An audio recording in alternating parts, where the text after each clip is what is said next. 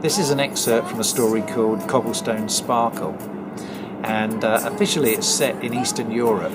The reality is it's set in a small pub in the middle of Oxford between the city walls, where I used to come with one of my friends when we were teenagers. And it's all about the conflict between two guys and the threat of one of them to climb up the city walls. An hour later, we're walking into town. We walk fast because it's cold. It will freeze tonight for sure. We go to a bar hidden in a corner of the medieval city walls. It's a beautiful place, really secluded, and only the locals know it, so you don't have to wade through the tourists to get a drink. Not that there are many tourists at this time of year. The building itself is really old, and the timbers are black. People must have been much smaller in the past, because I'm always hitting my head on the low beams. Tonight, I walk in very carefully and stay stooped. They have a special hot toddy, which is strong as an onion, and Yanni orders two. "Let's sit outside," he says. He's always been a bit crazy. In summer, the gardens are amazing, crammed full of laughter and conversation, a young crowd with a buzz. There are 3 gardens squashed around different sides of the building. Tonight, it's absolutely deserted, apart from us and an acoustic guitarist. He's employed for the price of free drinks to entice trade on a weeknight. All 3 of us huddle around a brazier that could do with a few more coals.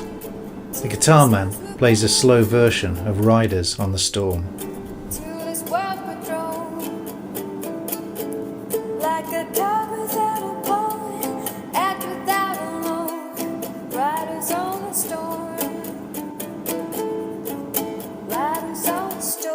So that's the setting for the story, based in this pub around the city walls of Oxford.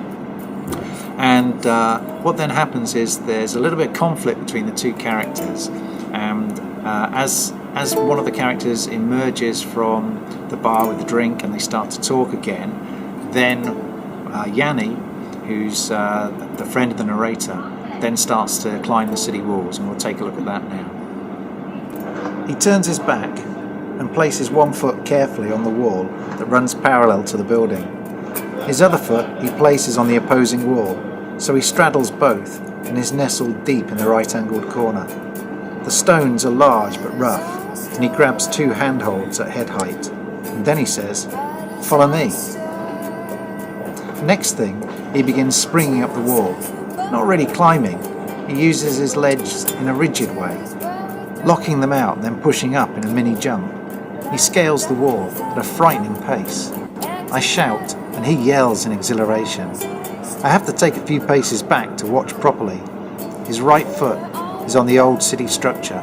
The left wall is formed by stones from the high bell tower of a church.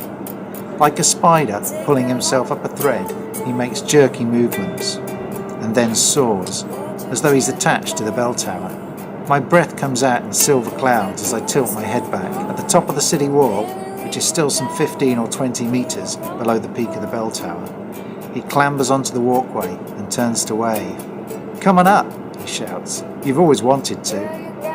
I've never had any desire to climb the walls, although Yanni has often talked about it on drunken summer evenings. "I'm staying down here." "Oh no, you're not," he says, and dangles something in the air. It's small and black, but I can't work out what it is at first. Then I have a sinking feeling. My wallet.